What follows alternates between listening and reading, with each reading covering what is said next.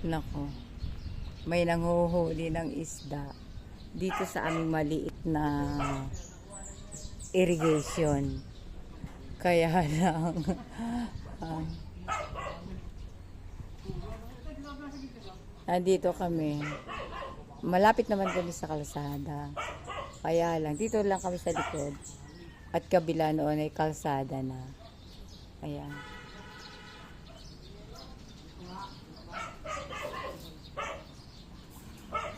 Nanghuli sila ng isda, tilapia.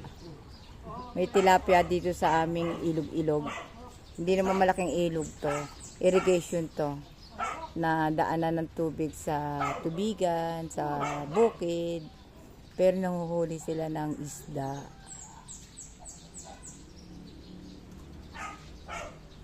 Sobrang init. Ang ganda ng view dito sa aming lugar.